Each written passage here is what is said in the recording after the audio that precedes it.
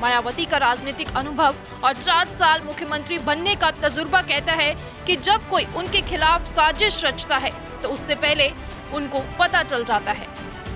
कभी स्वामी प्रसाद मौर्य को मायावती ने जमीन से आसमान तक पहुंचाया था, वहीं स्वामी प्रसाद मौर्य किसके कहने पर चला रहे हैं ऑपरेशन मायावती।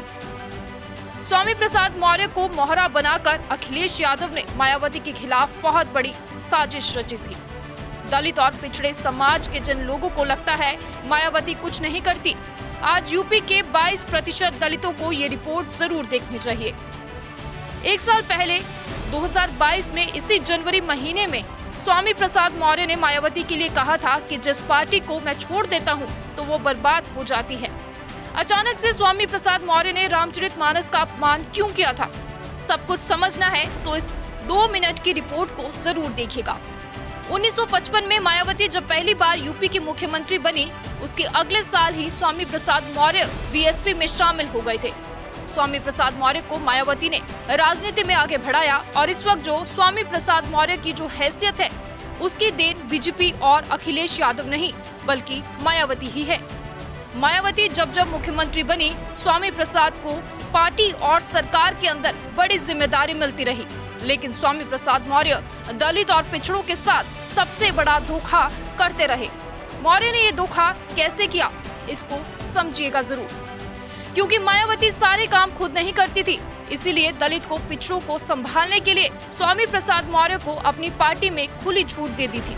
लेकिन 2024 आते आते दलित और पिछड़ों से ज्यादा स्वामी प्रसाद मौर्य को अपनी बेटी और बेटे को नेता बनाने की चिंता हो गई। स्वामी प्रसाद मौर्य 2024 में अपनी बेटी सुमित्रा को लॉन्च करना चाहते थे, लेकिन मायावती ने टिकट नहीं दिया। टिकट नहीं मिला तो स्वामी प्रसाद मौर्य दलितों की चिंता छोड़ 2016 में बीजेपी में शामिल हो गए थे, लेकिन इसके बाद 2019 में बेटी सुमित्रा को सांसद बना दिया। स्वामी प्रसाद बेटी को लॉन्च करना चाहते थे, लेकिन जब बीजेपी ने बेटी को टिकट नहीं दिया तो वह बीजेपी भी छोड़कर चले गए और अखिलेश यादव के साथ आकर सपा में शामिल हो गए। मतलब दलित और पिछड़ों की बात करने वाले स्वामी प्रसाद मौर्य को इनकी कोई चिंता नहीं थी, बल्कि सिर्फ अपने स्वार्थ और अपने परिवार की चिंता है। स्वामी प्रसाद मौर्य जो अखिलेश यादव को मुख्यमंत्री बनाने का दावा करते थे, वो खुद भी अब अपनी सीट नहीं बचा पाए। मौर्य की मायावती के खिलाफ साजिश क्या थी, अब ये आपको बताते हैं। अभी तक दलित और पिछड़ा वर्ग बसपा का वोटर माना जाता है। अखिलेश को लगता है कि अगर उनकी पार्टी के साथ दलित समाज जुड़ गया तो 2024 में इसका फायदा उनको मिलेगा।